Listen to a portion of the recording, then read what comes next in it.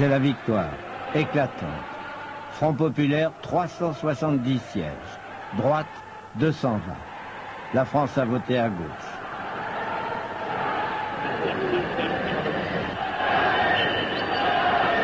Pourtant, le déplacement de voix est infime, 1,3%. Mais les désistements au second tour ont fait gagner 40 sièges de plus au Front populaire. L'unité a payé.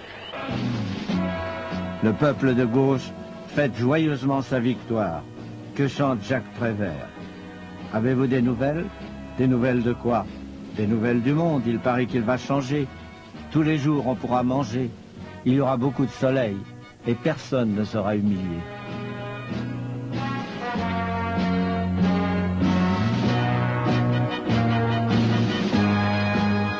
Bientôt, le peuple aura son gouvernement. Bientôt, non. Léon Blum, toujours respectueux des règles, ne veut pas former son ministère avant la rentrée du Parlement. Il faut attendre 1 mois. 1 mois à attendre, c'est trop long. Les ouvriers n'ont pas confiance, ils veulent des gages. Renault, Citroën, Fiat, Nieuport, Gnomérol, Caudron sont occupés dans la région parisienne. Bientôt, c'est un raz-de-marée. 2 millions de grévistes. 9000 entreprises occupées dans toute la France. Les partis et les syndicats sont débordés. La droite accuse les communistes accusent les trotskistes.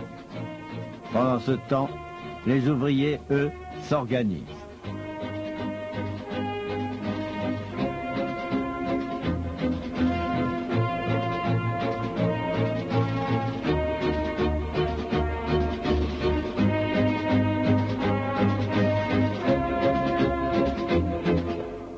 Le patronat désemparé accepte de négocier. Le 7 juin, les discussions s'engagent entre patrons et ouvriers sous la présidence de Léon Blum. À 1h du matin, les accords Matignon sont signés. Les patrons déclarent la discussion a été courtoise, difficile et douloureuse. Ce n'est pas une victoire, c'est un triomphe, titre le Populaire. 12% d'augmentation de salaire. La semaine de 40 heures. 15 jours de congés payés. Le droit syndical reconnu. Des cortèges partent à travers la ville annoncer la bonne nouvelle.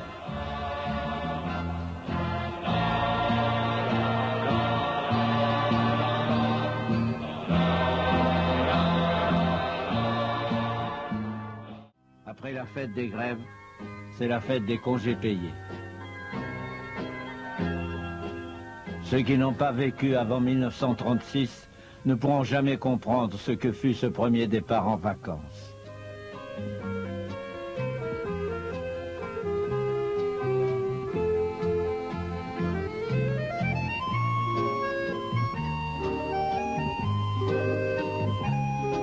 Un vieil ouvrier écrivait à Léon Blum « Merci, grâce à vous j'ai vu la mer avant de mourir ». Une petite fille lui envoyait une carte postale de Bretagne « Merci, grâce à vous, je connais mes grands-parents ». À Matignon, le communiste Racamon avait dit au patron « Vous comprenez, c'est comme s'ils avaient été au tombeau jusqu'à aujourd'hui. Ils ont soulevé la pierre tombale et maintenant, ils voient la lumière. »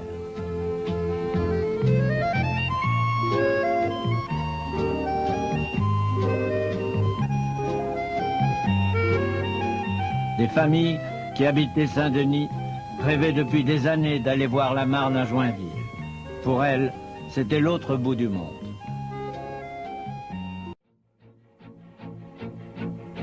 La rentrée d'automne est mélancolique.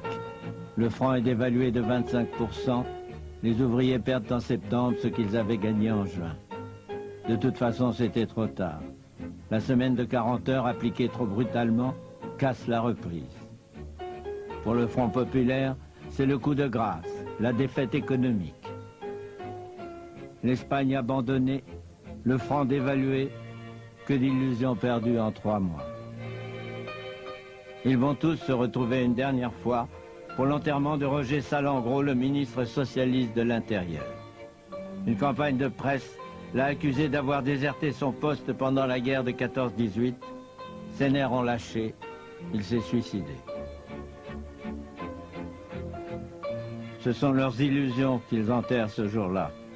Avant 1 an, Thorez traitera Léon Blum d'assassin de la classe ouvrière. Avant 2 ans, Daladier jettera les communistes en prison. Avant 4 ans, la Chambre du Front populaire votera à Vichy les pleins pouvoirs à Pétain.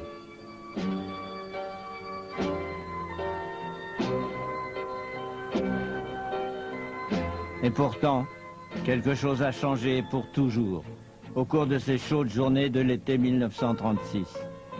En 73 jours, 135 lois ont été votées. Elles n'ont pas changé la société, les patrons sont toujours les patrons, les ouvriers sont toujours les ouvriers, mais elles ont transformé la condition des travailleurs. Jadis, ils n'avaient que des devoirs. Depuis juin 36, ils ont aussi des droits.